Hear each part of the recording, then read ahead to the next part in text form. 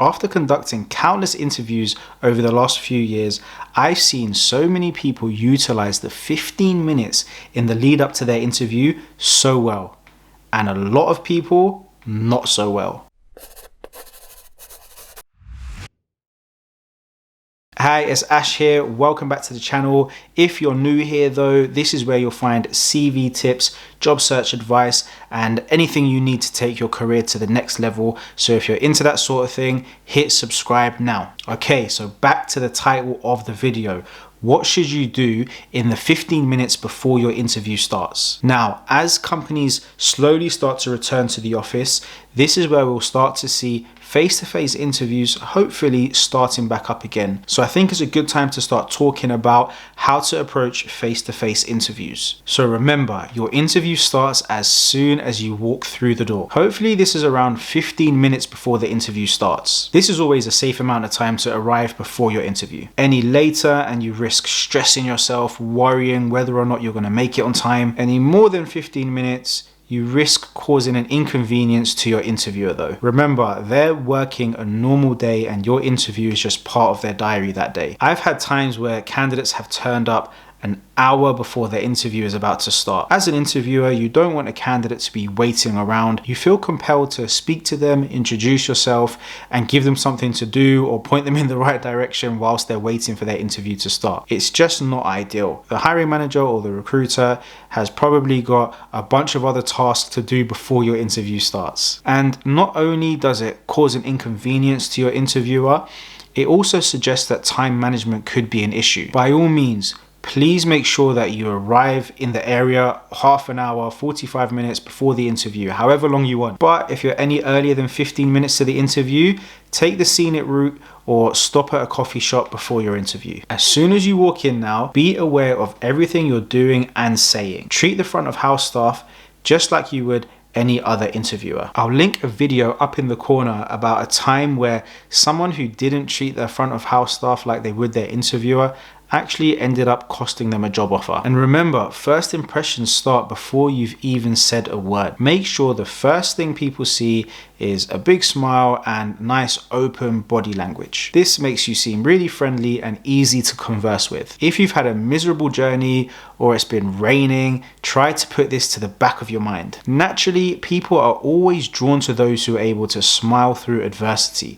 So try to be this person. Next, you say, "Hello, how are you?" Forgive me for stating the obvious here, but people not saying this is so much more common than you would think. The amount of times I've started an interview over the phone or in person and they haven't asked this simple question. If as an interviewer I've asked you, "Hey, how are you?" and it's not returned in kind, it just causes a weird, disjointed beginning to the conversation. If you're on the introverted side like myself, I know sometimes you can feel shy and things like that, but you really need to push past this. Say hello, how are you? Right, so you've walked in, you made a great first impression with the front of house staff, you signed in, you take your seat, and you just sit there on your phone, right? Wrong. You may be wrong, but you're not alone. I reckon about 99% of people do this exact same thing, but I would highly recommend against it. Everyone's been there, right? You're in a weird, awkward situation, and we just gravitate towards our phones. In my opinion, looking down, hunched over your phone,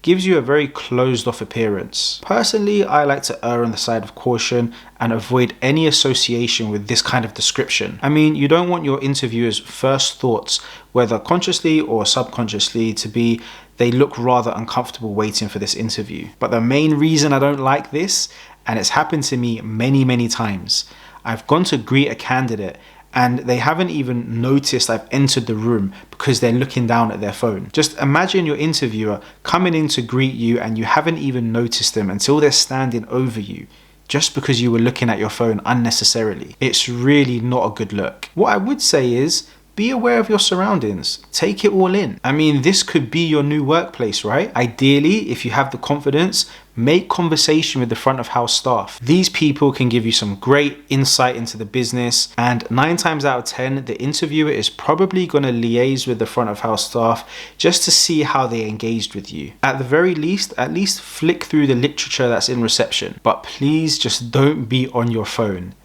And you definitely shouldn't be doing any interview preparation at this point as well. The last thing to remember is to keep that smile active without it getting weird and creepy, obviously, and your body language open. You've completed the first impression with the front of house staff.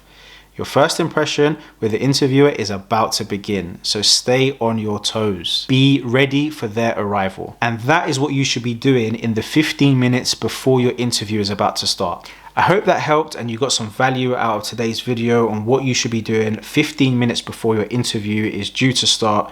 If you liked it, hit the like button, share it with someone who you think could benefit as well. Subscribe to the channel if you haven't already, and make sure you hit the bell to get a notification every time I drop a new video, which is every single week. If you have any comments or questions you'd like me to answer, please leave me a comment below and I'll make sure to get back to you, and I'll see you in the next one.